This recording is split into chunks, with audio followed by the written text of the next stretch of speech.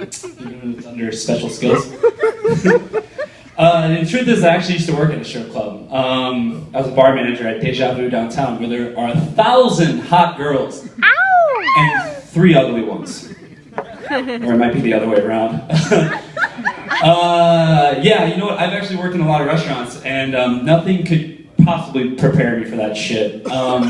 For example, my first night that I'm closing out waitresses as a bar manager would do, and I'm sitting there and I'm doing my thing, you know, signing all their sheets and stuff like that, and I look over and I see at the stage that the whole security staff is just lined up in the front row. And there's this dancer, and she's like dancing on stage. I'm like, oh, okay, I guess we're still open. And I'm watching her. This girl, I mean, was magnificent. She did one move where she did almost like a flip and then landed on the ground and picked up $1 with her butt cheek, which is pretty cool. But then all of a sudden, just when I thought the show was over, she decides she's gonna get on the pole. She climbs the pole, and I'm watching her. I'm like, oh wow, she's gonna go up. What's she gonna do now? She spins upside down, like so. I can't really do it. I'm not flexible. But then she takes her shirt off and shows her milk cannons to everybody. I'm like, wow, that's pretty cool. She spins around one more time. She grabs her tits and sprays tit milk all over the front row. And you know what? Honestly, though, guys, I don't want to give her a bad rap though, because she was such a nice girl. Whenever I was down and I needed a little milk in my coffee, hooked me right up. Thanks, Bubbles. I really need a new job, though. I work at this fucking bar in Malibu. Show of hands, has anybody ever worked in a restaurant? Come on. Yeah. We are all actors out here, don't lie. But yeah, this is just awful. It's seriously the worst job ever. Like, if there is a hell, I'm gonna be serving foreigners in fucking hell for the rest of my life. Like, no joke, seriously. Like, I think I'd have better luck at seeing Forrest Gump when it's spelling bee. Mr. Gump, the word is cat. Cat? Can I have the origin, please? No, it's cat, you fucking idiot. But no, so anyways, back to my story about Malibu.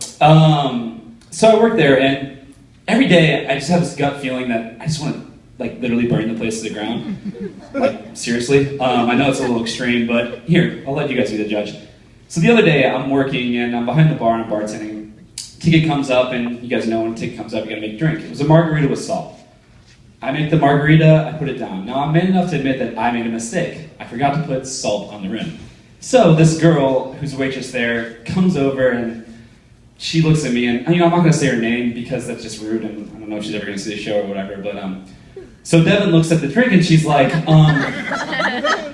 excuse me? There's supposed to be salt on this rim. I'm like, oh my god, oh, I'm so sorry, I must have not just read the ticket right. Well, let me grab it. Maybe it takes me 30 seconds.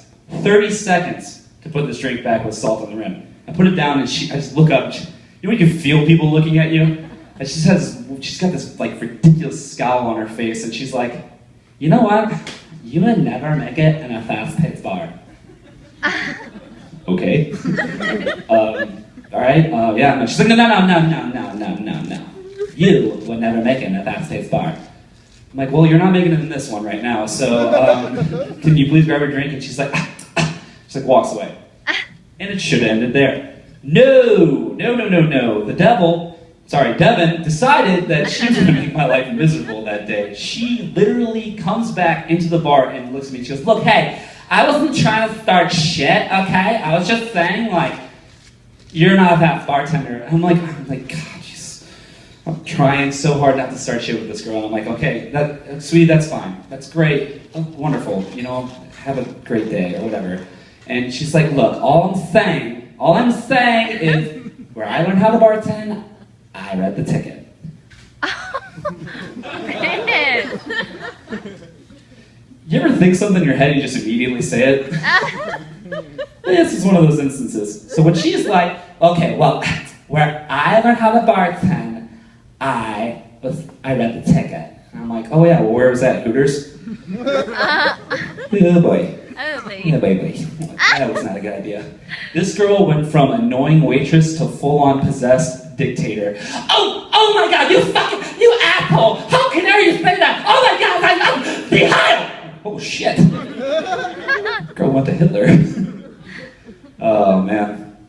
I honestly think though, like, I'm really just one of those people that's just a shit magnet. Like, you know, like just a crazy shit just happens to me. Yeah.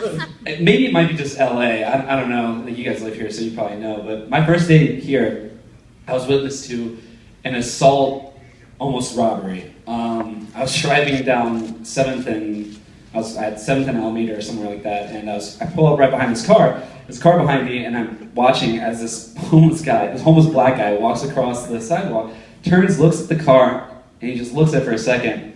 He's like, motherfucker, and just comes over and just starts punching the fucking windshield of this car for no reason at all. And I'm like, oh my god, like I'm not prepared for this. I'm like grabbing my phone, like trying to figure out what to do. Guy gets out of his car and opens the door, and he's like trying to challenge the homeless guy, because that's a great idea. Homeless guy pulls out a knife, the guy freaks out.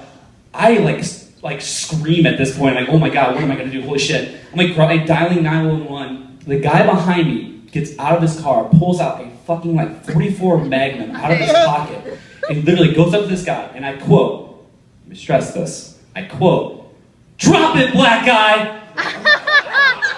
See what I did there? He said the N-word. But no, she's like, "Drop it, black guy!" And I literally just panic and I go, "I love black people!" and just drive as fast as I can away. Speaking of black people, have you guys all seen that new Nicki Minaj video? Yeah. Anaconda? My anaconda don't. Yeah. Really, just what a great piece of art. Like, I swear, I watch this stuff and I'm like unbelievably amazed at how horrible music it's starting to get. And how, like, this is a perfect example of why every bad thing happens in threes. Like, you know, when someone really close to you dies, usually like another person dies, another person dies, which is really sad. But in this instance, you got Nicki Minaj, then you got J-Lo, and then I guarantee in like 3 months you're gonna have fucking Miley Cyrus just sucking a dick. Seriously, she's just gonna be on TV, she's gonna be like, "I'm so crazy." Oh, I'm like, oh my god. You know what? That was really mean. I want to take that back. Miley Cyrus does not suck dick, people. She only twerks it. Anywho, when I was in the 6th grade, I was taught how to masturbate by a priest. No! What? You didn't like that segue? No, I'm serious. His name was Monsignor Peeper. Just roll right off the tongue. Peeper. He was Monsignor Peeper. We were in the 6th grade, and out of nowhere, he comes into our classroom, and he's like, "Can we have all the girls please leave the room? This is going to be a conversation between me and the boys." And we're all like, "Oh fuck, are we in trouble?" And we're sitting here, and he goes, "Okay, so today we're going to talk about masturbation." And we're all like, "What the fuck? Like, what is that?" We're in the 6th grade, mind you. Like, our balls just dropped. And we're all sitting there, and he's like, "Okay, so this thing called masturbation, it feels really good. It's great. You'll really enjoy it. It's awesome. But it's a sin." I'm not gonna lie to you guys. I was a devout Catholic when I walked into that day. I was a pure sinner afterwards. Masturbating my head off, coming in the next day like, "Dude, did you do it? Did you do it? High five!" Oh man, I can't believe I just told you guys that story. I'm actually a little hungover today. Anybody else here hungover? Awesome, there you go. Oh, by the way, drink. Oh, good. There you go. I decided to go out last night with my coworkers from Malibu. We were drinking, we got all fucked up. And me and one of the waitresses were like, "Let's go back to your place." I'm like, "Hell yeah." I know, don't shit where you eat. And you know what, honestly what I have to say to that is, no, fuck it. But anyways, so we go back to my place and we get there and I walk in the door and my roommate's there with a dude. And I'm like, "Oh shit, I've never seen my friend have anybody over, my roommate have anybody over." I'm like, "That's kind of cool."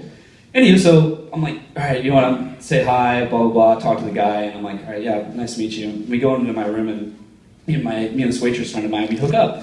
And, it's like 5 in the morning, and I'm like, "Oh, fuck, I gotta go to bed." And the girl's like, "Well, hey, do you mind just getting me, like, a glass of water?" I'm like, "Yeah, sure." So I walk out of my room, and I go into the living room, and my roommate is on all fours getting railed by this dude.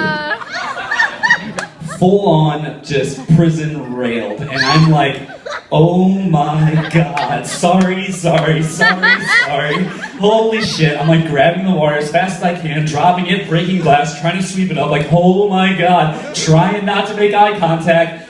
Literally finally grab the water, walk into my room, put it on the table, and I'm just like, oh my God, what just happened? And the girl looks at me, she's got this like scowl on her face, and she's like, where were you? I'm like, you don't want to know. And she's like, you would never make it in a fast-paced relationship. Thank you so much, guys. You guys have been awesome. Thank you so much.